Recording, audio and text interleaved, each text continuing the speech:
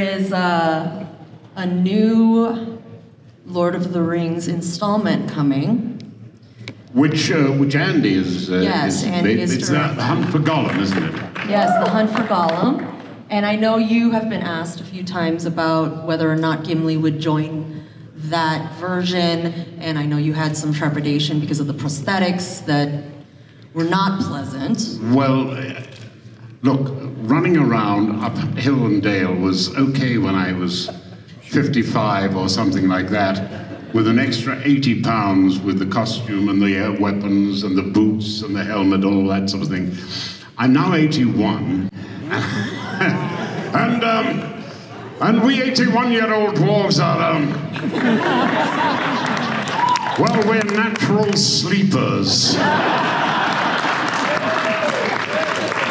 No, I would do anything for Andy, and what joy it would be to work with that bunch again.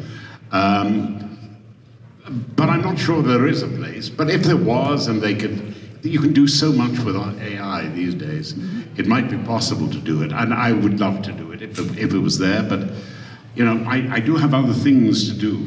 And there is that slight ticking of the clock.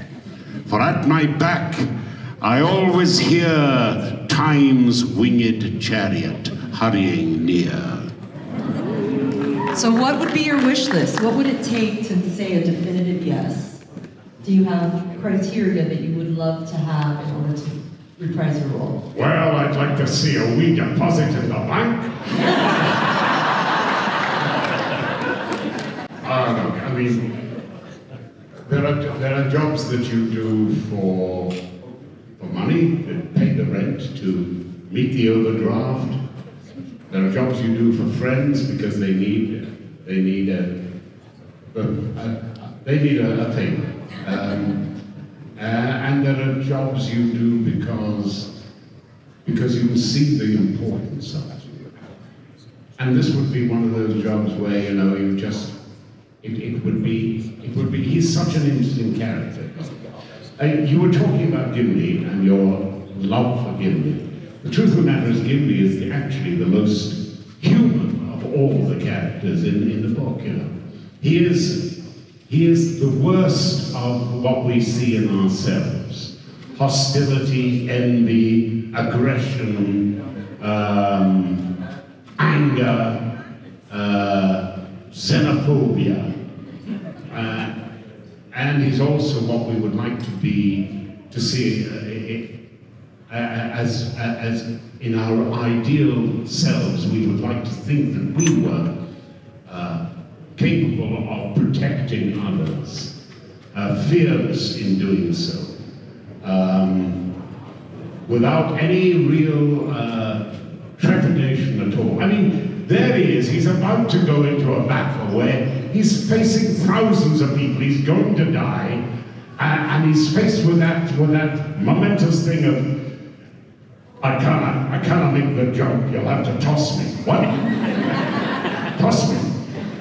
Don't tell the elf. I mean, it's the social embarrassment of what is involved. The fact is, you know, it's a small chance of success, you know, certainty of death, small chance of success. What are we waiting for?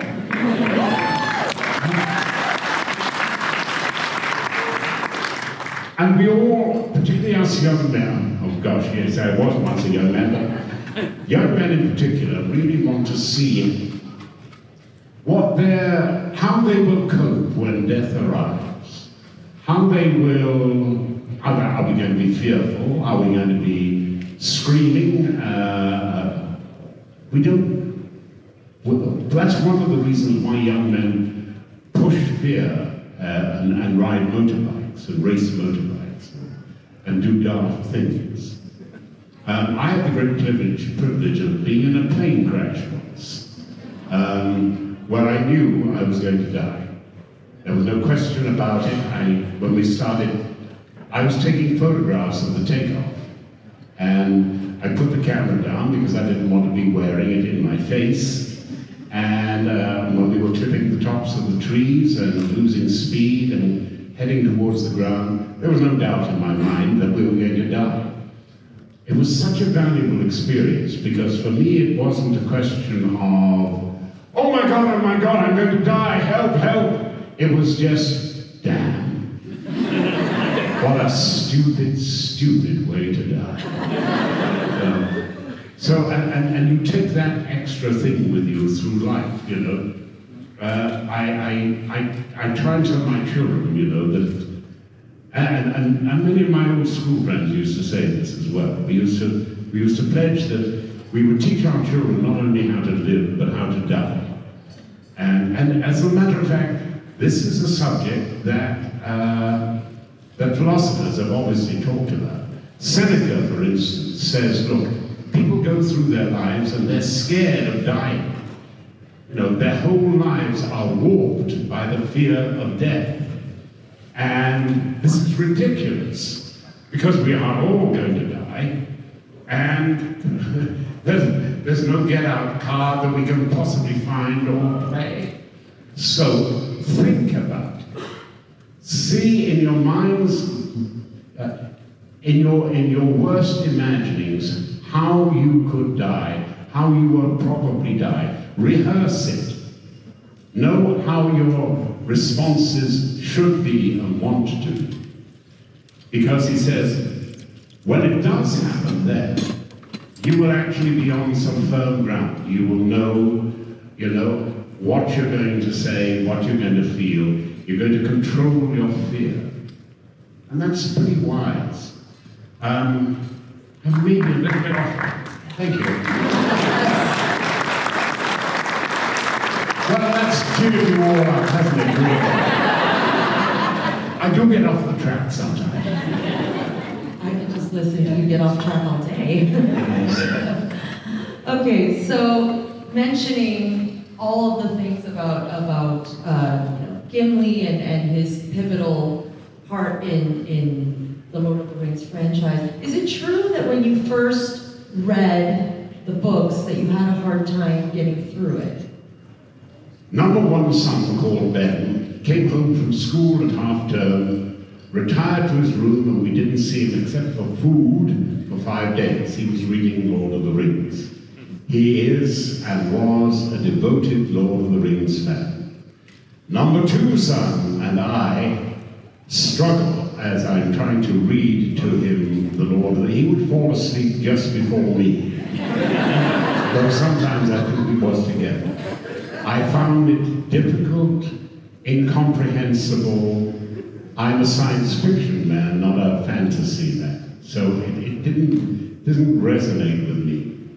So when I got the part, I thought, oh Lord, I'm going to have to read this darn thing.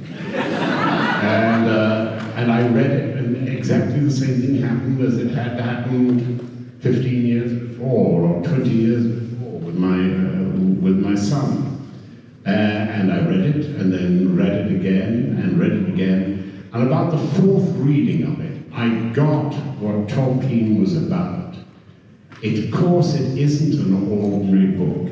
He's trying to create a pre-Arthurian myth for Britain. And he's also using the Icelandic and great Nordic scriptures as a way to narrate things. So it isn't linear like that. It goes like that, and then it goes like that, and then like that. And that's very much the way the sagas go. By the way, my respect for Tolkien is almost unlimited. This is a man who really managed to get everything right. I mean, he loses his father very early on, and they come back from South Africa. His mother is poor, but they are a good Catholic family. And then he loses his mother, and he's at boarding school, really by grace and favor and scholarship. He makes friends there that would have abided with him all his life. And that's where some of the ideas come from. The little schoolboys. Some schoolboys write books and stories very early on. I think I got 522 pages into mine before I gave up. It was blood and gore, and there were girls in it too.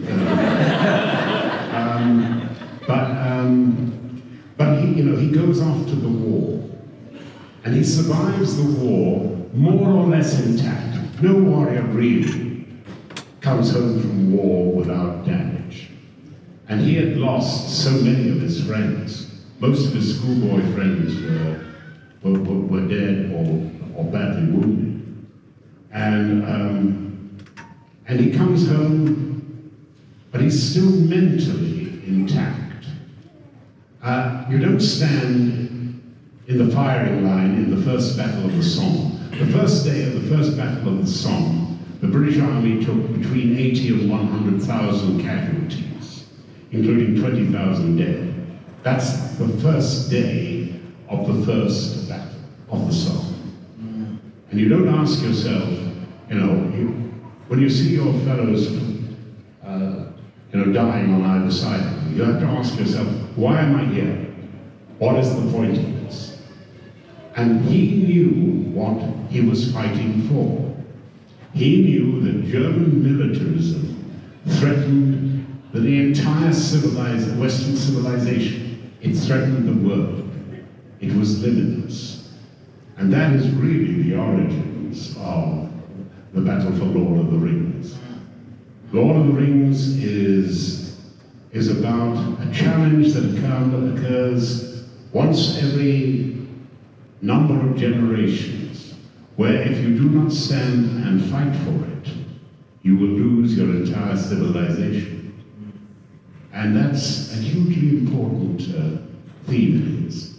That's why he gets through the war. Siegfried Sassoon, a fine writer and poet, comes home with a complete nervous breakdown. Robert Graves, twice nominated for Nobel Prizes, twice nominated as a possible poet laureate in England, writer of I, Claudius, Claudius the God, and wonderful poems. He comes down, he's had a nervous breakdown. The greatest poem of the World War I is Wilfred Owen, who dies literally about 4 or 5 days before the armistice, is a broken man by then. He is mentally collapsed. Tolkien comes back from that. He is disturbed, but he is basically intact. And he marries the woman he loves. She loves him. His children love and adore him. One, Christopher, devotes his life really to reconstructing and putting together his father's papers. And that's why we have so many of the posthumous volumes of Tolkien. He's a successful scholar. He then becomes an internationally renowned authority on Nordic literature. His students love him. And miracle of miracles, the rarest thing of all in academia, his fellow professors and university companions all respect and like and love him. This is the most complete life that I think I know of in the last 150 years. I mean, we look at your founding fathers, for instance, and see them and wonder who is the happiest and most felicitous of those. And I guess it's that funny little printer in Boston who puts a kite up in the sky to discover the nature of electricity. Ben Franklin it would seem to me, is a man who gets most of life right. And perhaps we should use them and look into their characteristics to see what we can steal from them or what we can borrow from them as images of how to do the right thing, how to live well and happily and successfully. I mean, I can give you some of the clues that I've discovered, too late in my life, but But one is the ability to make strangers feel comfortable. You know, those of us who are shy should remember that shyness is vanity. Shyness is us coming into the room and thinking everybody's looking at us and judging us. When I come on the stage and I see all you people there, and I look around and thinking, if I start thinking, oh God, they're looking at me and they're saying, God, he can't stand up straight anymore. He's shrinking a little bit. He seems to, is he old? He does look old, doesn't he? If I start thinking about myself like that, I can't talk to you. I've got to run off the stage. You scare me. So I use this trick. I turn it the other way around. I think all these people here, and they're thinking that I am judging them, and they feel scared, they feel uncomfortable. So my job is to make you guys feel comfortable. And when you do feel comfortable, then we're at ease with each other. I can make a flub or a stupid remark, and I can get away with it because it doesn't make you feel uncomfortable. If you can learn that trick, I promise you, particularly those of you who are young, the key to success in life, in many ways, is the ability to make strangers feel comfortable with you. And if you can do that, I promise you, there is very little in life that will really daunt. The sky is really the limit. Anyway, that's by and large.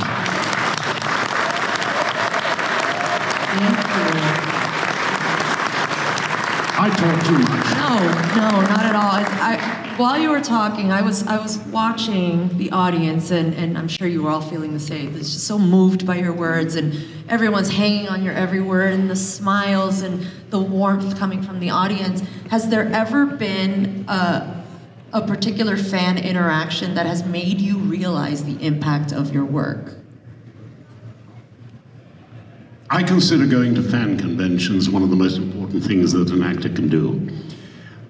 To learn who your audience is, to learn how a performance that you've thought is just a good workmanlike performance. Yes, I do this because that's the way to play the part, and that serves the script.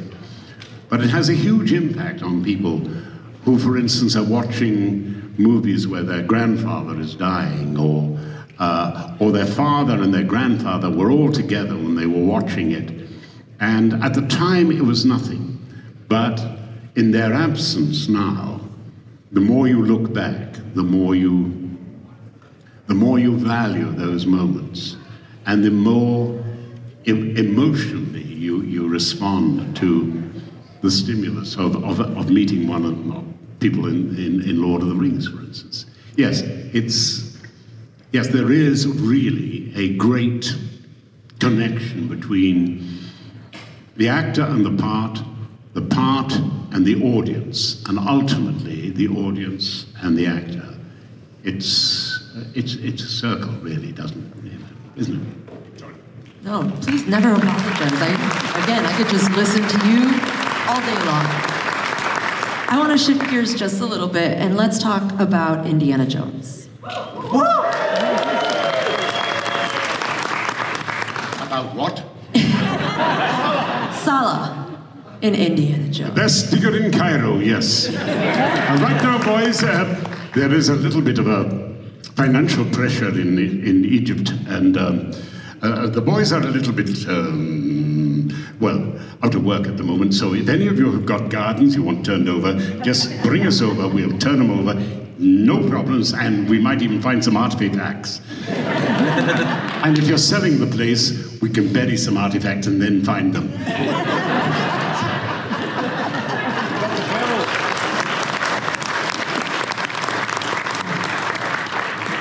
Can you just sit here all day and just listen to it? I can't get enough of you, sir.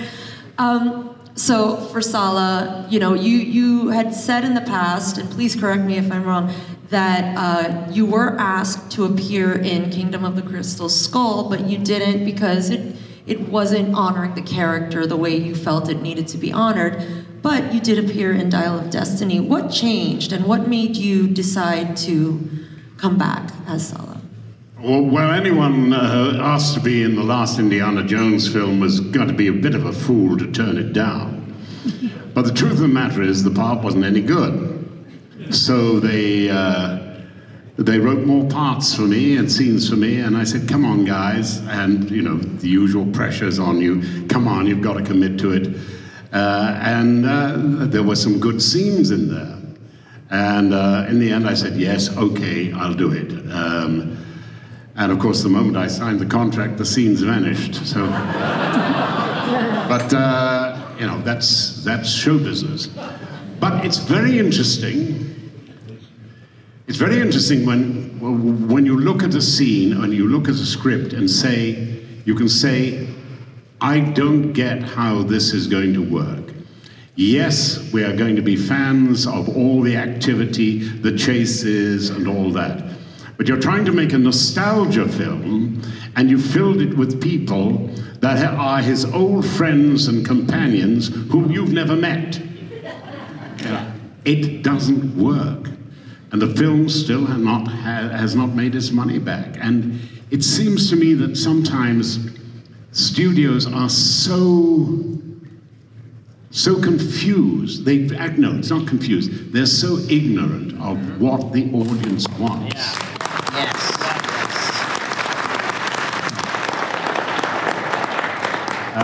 It's just alarming that, you know, somehow the money people have taken over the real creative control. And it really is just about numbers. And if we put that star together and put 300 million into it, it's bound to be a hit. Look at the other ones beforehand. That isn't true. Basically, we're all suckers for a great story. That's what we want. And we want our heart tugged when we see the older indie back. And surrounded by some of his old friends who are still there, and old loves as well.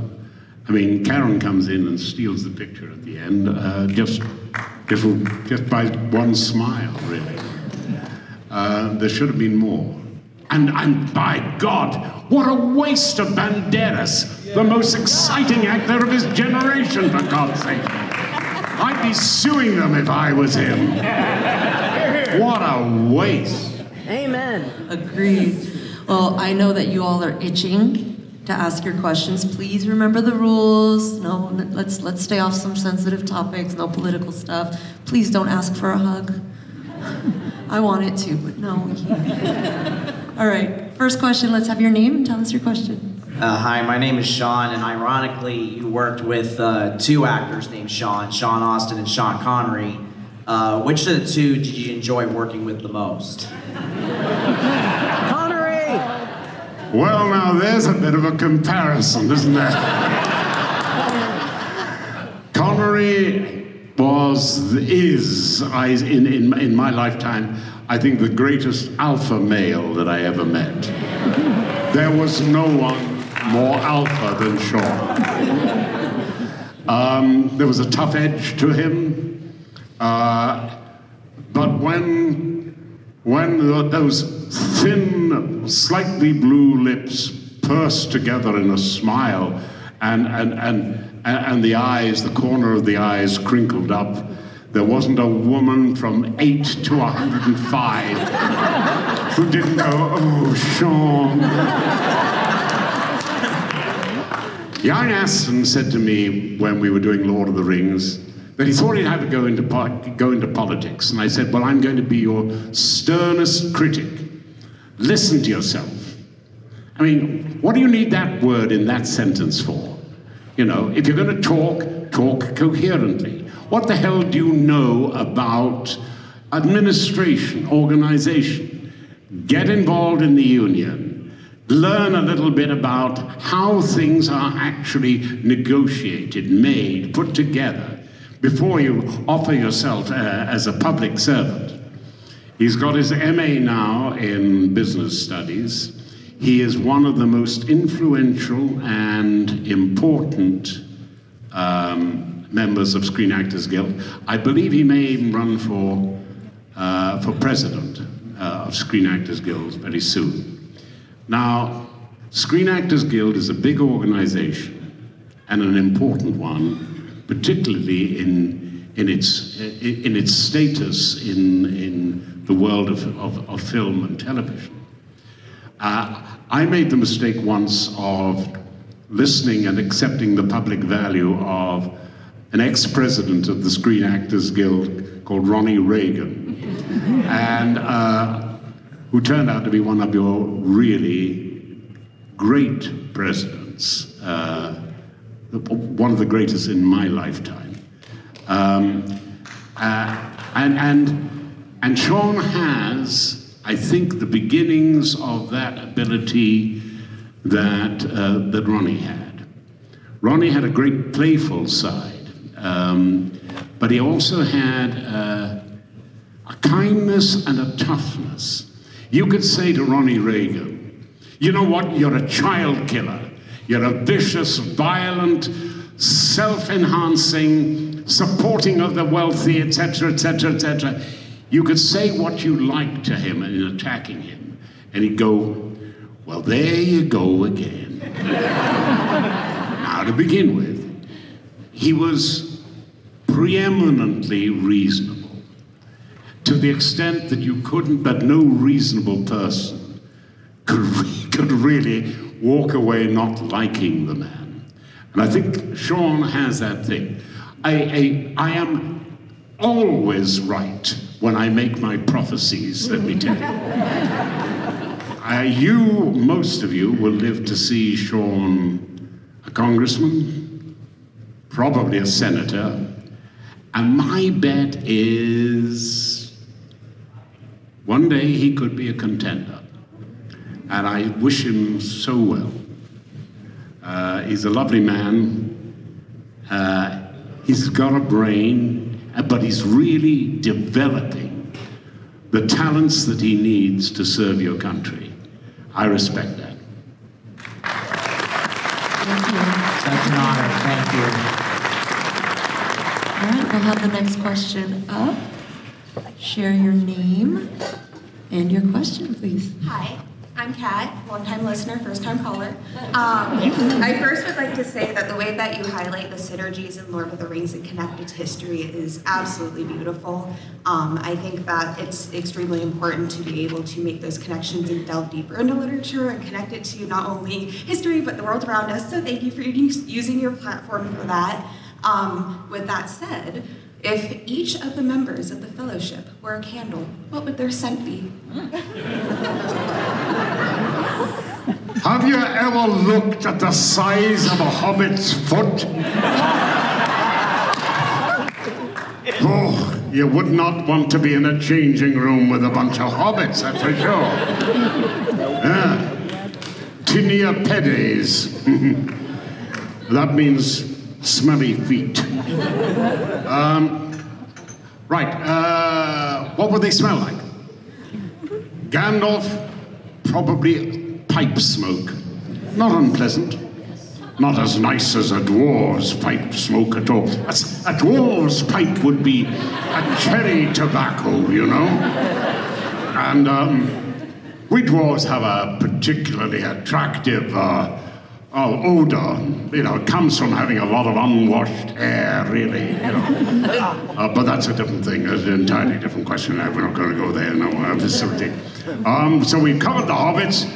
What about the elves, eh? Well, what can you say about an elf, eh? I mean, this is a creature that can actually walk on snow and not leave a mark.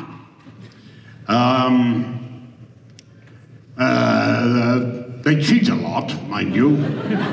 So I bet they use John Paul Gaultier or something like that. Yeah. Gollum? Oh, fishy. Let's see, we've covered the hobbits, we've covered Gandalf, we've covered Gollum. We covered the animals.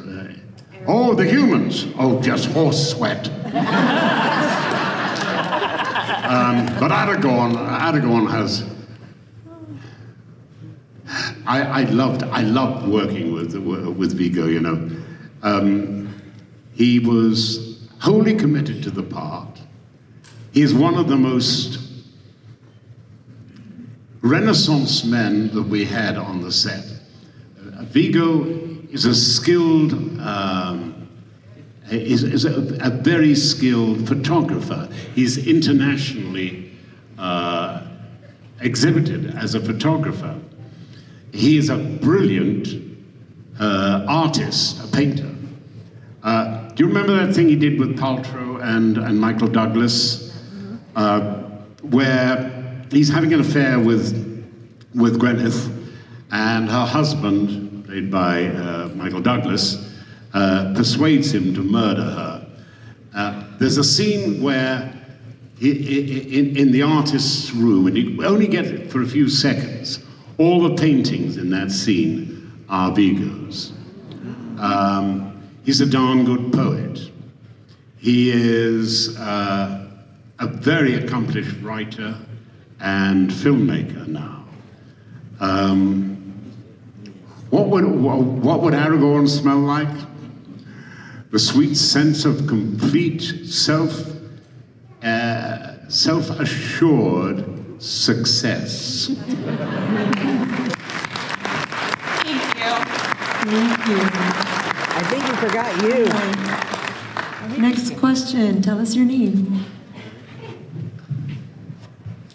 Hi there, my name's Chris, I'm from Tampa. It's very exciting to see you. My question is going to be short and sweet for you. Gimli had a lot of heart, very stout heart for such a smaller person.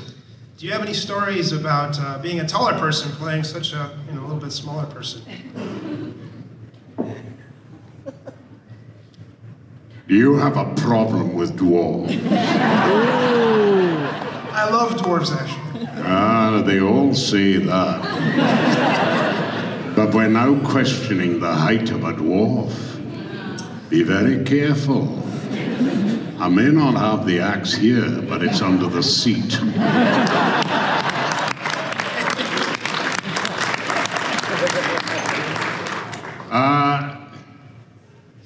It was difficult.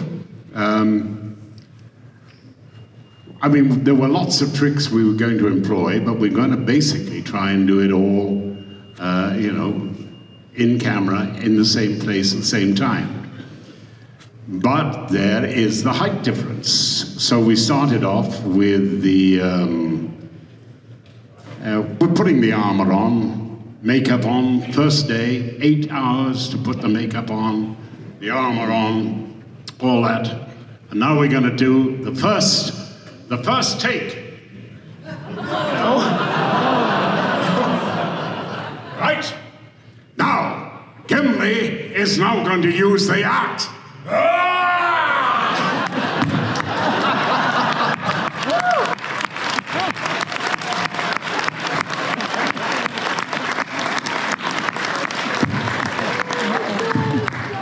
Oh my goodness. Wow. The helmet is down here.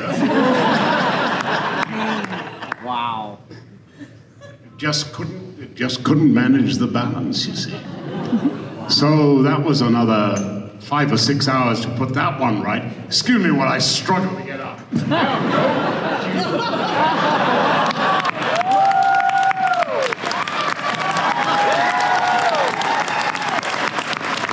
I will never attempt that again. Yeah, there were problems, but we found a way around them. I mean, Jackson is one of the most inventive directors that I've ever worked with. And the great thing about the film industry, and one of the reasons I always say that everyone should spend at least 6 months working in the film industry, is we are not interested in your pointing out of the problems. Of course there are problems. We are not interested in the fact that you can see a problem. What's the solution? If you can't find the solution, go and find another job somewhere else, because there are 10,000 people behind you who will have a solution. And that's such an important thing for young people to learn. You know, we're not interested in the problems, just find the solutions. If the director says, right, we are shooting in that direction after lunch, and I want 2 zebra right in the background of the shot over there. You do not say to the director, I'm sorry, sir, we're on a Caribbean island and there is not a zebra to be found in 5,000 miles. He's not interested in that. You go out and you borrow if you can, hire if you have to, and buy if you must 2 donkeys and 2 pots of paint. And when the director comes back after lunch, you'll be able to say to him, sir, we've got the zebra standing in the background right over there. And he'll look and say, yes, that was a stupid idea. Actually, I'm shooting this direction.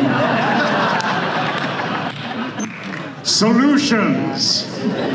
Find the solution. Thank you for your question. Thank you. All right, next question. Tell us your name. Oh gosh, there were a lot of people, I bet. Hi there. My name is Lauren. I am a big fan of Arthur Conan Doyle's Lost World. And in particular, I love how you portrayed Professor Challenger. So I just was curious if you have any favorite scenes or moments from The Lost World or The Return of the Lost World. We had lots of fun making it. I can't remember where we did it now. It was great fun. It was a hopeless film because we didn't have any really good special effects. And in fact, I was, the head of CBS, I think it was CBS. I'd been working with them and I'd mentioned the film and he had a look at it. Apparently he said, he took out his handkerchief and he said, oh, the acting's good, there's good script, but the animation, He said, was sort of like that. I didn't buy it. But great fun. And nice cast. Went on to do a few useful things afterwards, didn't they? Yeah.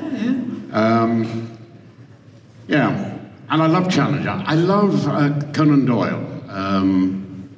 He was a very wise and clever man, a great writer, but he was completely taken in by fairies. 2 little girls who were about 11 and 14, I think, cooked up a photograph of a fairy in their garden. And Doyle was one of these people who were interested in the occult and things like that. And I think he went to his death believing that that picture was a genuine picture of fairies in the garden. You can be marvelous in one field and completely dead wrong in another. Thank you. Thank you for your question. All right, we've got another question coming up. Sorry. Hi, I'm Kat. Sorry if I'm nervous. This is my first Comic Con I've ever been to. So I'm very excited to meet you. You've had such a long and successful career. Gimli, Sallah, one of my personal favorites, Maximilian, and Sliders. I'm also a sci-fi nerd. So in a career that's notoriously unpredictable, as a struggling actor who's getting up in age myself, what are the most crucial lessons you've learned about staying motivated, resilient when the phone is not ringing?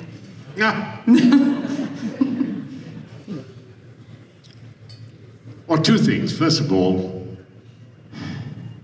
if you're a Sliders fan, there is going to be a Sliders reunion, I believe. Salt Lake City in the last weekend of September, around the 26th, 27th, I think the weekend is. our communication is pretty bad at the moment, but I'm pretty sure that Clevant will come from stepping out on the Broadway stage. Jerry, who's got a new job, I think is going to be there. And Sabrino is coming from Rome. And I hope to be there too. So that's the good thing. The bad thing, fellow actor, our time is over. The stage will survive, but I will probably just live long enough to be able to do a few more movies. But really, the AI that I've seen recently will replicate me and you or anybody they want